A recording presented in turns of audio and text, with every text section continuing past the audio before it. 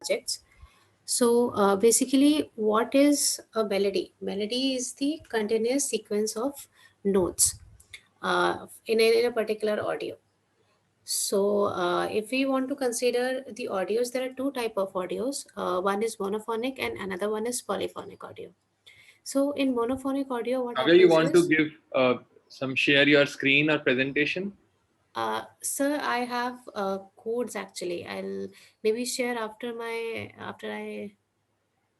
Okay, mean just present. okay. Yeah.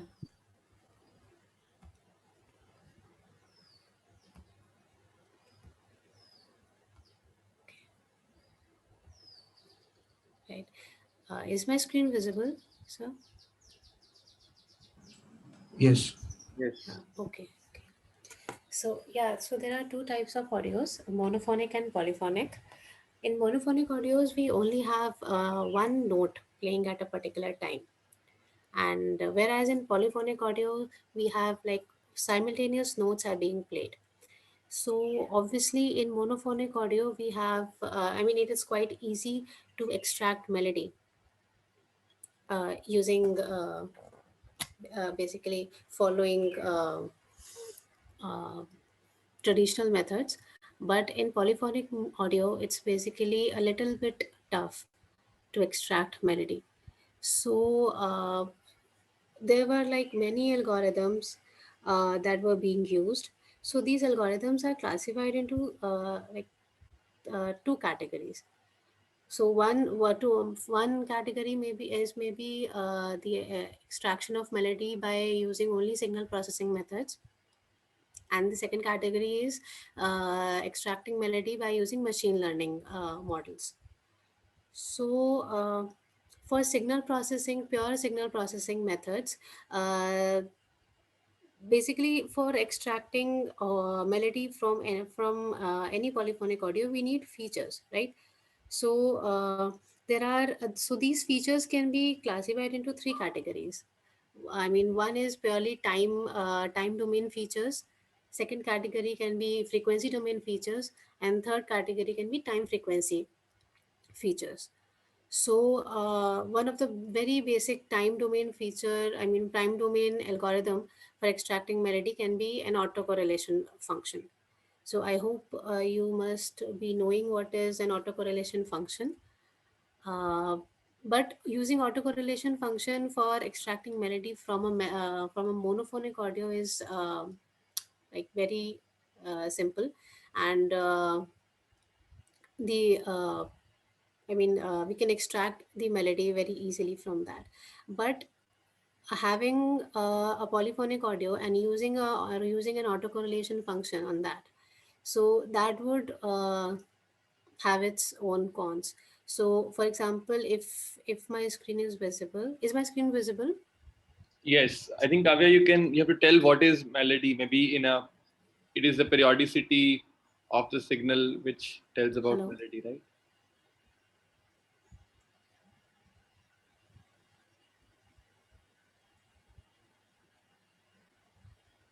You are visible, Kavya. Screen is visible. uh,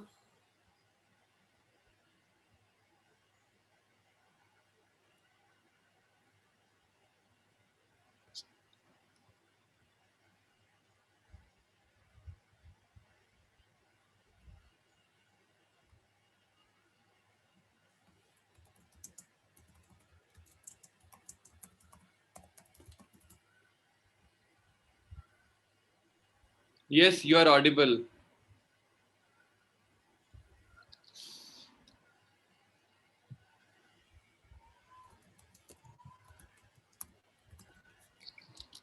okay, so I guess, right. So extracting extracting melody from a polyphonic audio by using autocorrelation function is quite difficult, as we can see from this code. Like we have defined a function here, the autocorrelation function, and we are estimating melody of a polyphonic audio. So like the polyphonic audio can be I'll just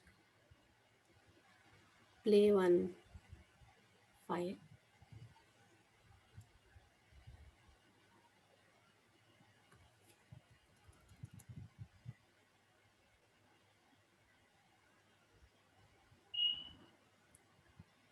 Okay, so this is basically a polyphonic audio, as you can listen to this. So extracting melody from this, and melody is basically the singer voice melody, right? So extracting melody from this polyphonic audio is very difficult, and it is not extracting melody properly. As you can see here, the RPA is the raw pitch accuracy that we need to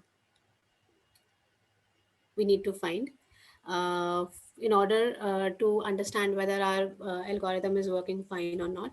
So it's only 29.9%, almost 30%. Almost 30%, the algorithm is able to retrieve the melody from the polyphonic audio. So this is not a very good algorithm that is used. So to overcome the cons of this particular algorithm, we shifted, and one more algorithm was developed, that was yin algorithm. So in that algorithm, that algorithm obviously it took care of the limitations of the autocorrelation method, but then it has its own limitations. So like this, there were many algorithms that were proposed. So now late what the latest trend in this area is machine learning models are basically used for extracting melody from the polyphonic audio, and the main feature that they use are the time frequency features. So time frequency feature is basically a spectrogram, we can say. So various features, I mean, this time frequency representation of a polyphonic audio has a very important role in extracting the melody. So as you can see in this code, what we are doing is we are loading, I mean, these are the functions that I have written. So the main, right, so the main approach that that machine learning model follows, it's basically needs a lot of training data. So so here so here I have used Mir1K data set as the training data set, and I'm testing on Myrex data set. So this is a very basic neural network model. I mean, it's just a few dense layers are being added in the model. That's it. So, but you can see from the autocorrelation method, the RPA was 29%, right, on a particular song. But when we train the model, this model, okay, it's a sequential model. So yeah, this is the this is how a model looks like. It's basically having only dense layers. So we can see that the model getting trained on Mir1K and then being tested on Myrex gives approximately like 67, maximum is the 67% accuracy on a test data. That is Myrex data, which is also a polyphonic audio. So switching from only time domain features to the time frequency features results in a tremendous amount of increase in RPA. Although it's not a very I mean good result, but you can see the comparison. So basically, there are many algorithms nowadays that are being proposed, which give very good RPA. I mean, recently, like for example, there are many algorithms. Like you can use transfer learning algorithms, few shot learning algorithms. So this is basically a very basic model to give you an idea at how you can proceed with your approach for the end semester projects. So I think, sir,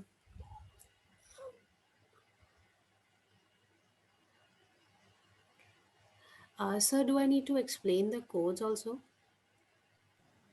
There is a question on the chat window. What is RPA?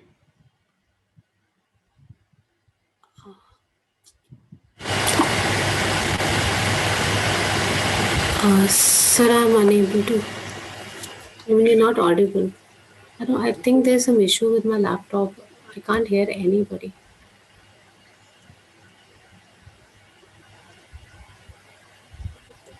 Hello, what is the metric RPA which you defined earlier? Hello?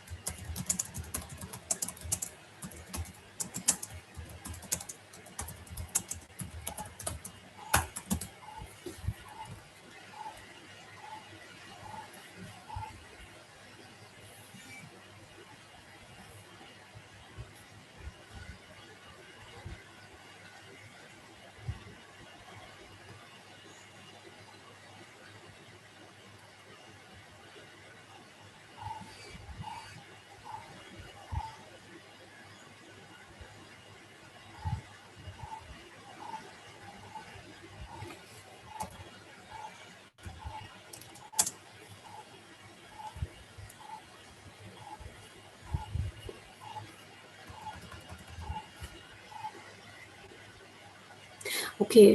So Nitesh is asking, how is it defined? The RPA, right? Uh,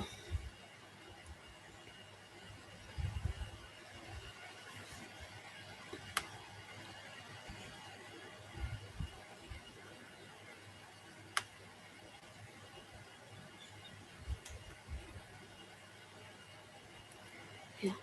Okay. So this is the function of RPA. So what we have is, in this RPA we have like four parameters. The function is taking four parameters, which means V is the voiced unvoiced vector.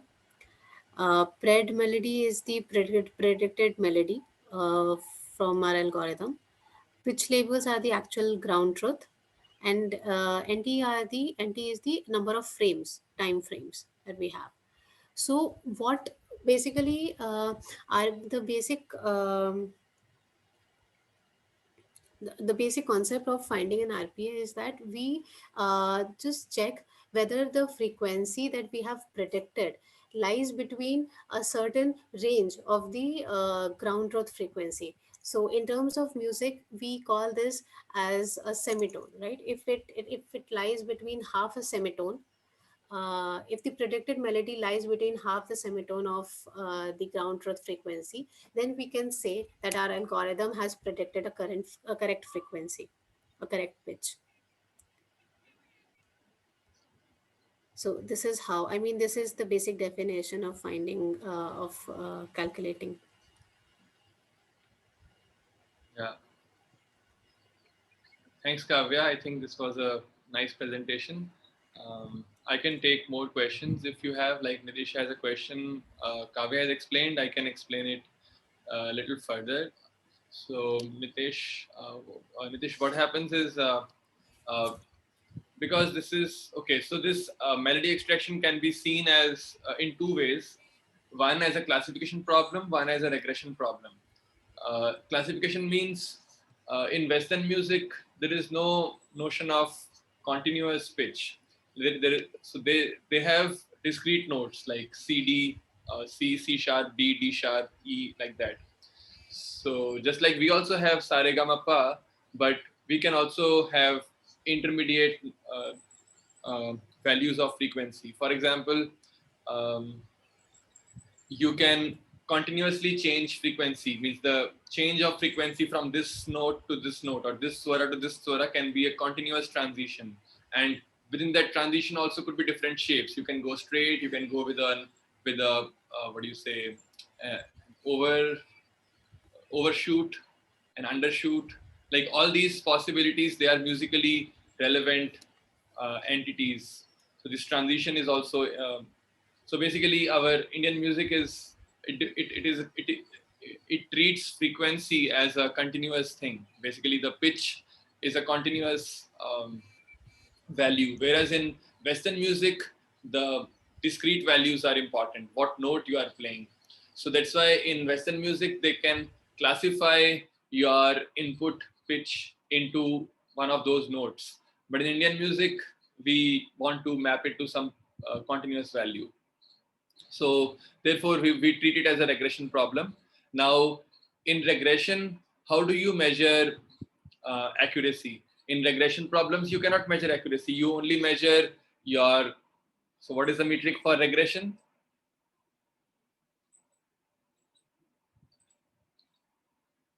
Somebody would like to answer this simple question. What is the metric for regression problems? Okay, there is something on chat window. Mean squared error. A very common metric is mean squared error. Very good. So mean squared error means you just measure the difference between ground truth and the estimated value, and you square it so that negative sign is removed, and then you take the average and then take an under root. So root mean squared error or simply mean squared error. So this is for regression problems. But in our case, so we still want to define accuracy. So what is accuracy is we say that if the note which you have estimated is within a certain limit or certain bound, certain threshold, or within certain region of ground truth note, you call it a hit.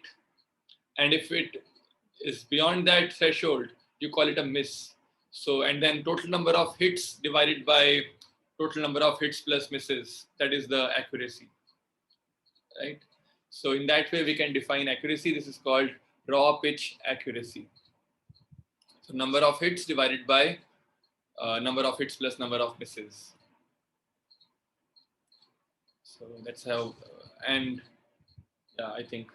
And there are musical details because our musical pitches are on a geometrical axis or a logarithmic scale, or they are linear in the logarithmic scale, or they are geometrically placed. Like if this frequency is f naught, then the higher octave will be 2f naught, then the next octave will be 4f naught. So they are geometrically progressing. So that is why we take a logarithm, so that in logarithm it is all linear, and we treat them as a linear axis in a logarithmic scale. Okay. So basically on the logarithmic scale, then your error bounds are defined in a linear way. Basically log of what? Log of 2 to the power 1 upon 12. So anyway, so those who are interested, they can go through the details of this. Let me share my screen and let's move on to our next topic, which is generative modeling. I will stop the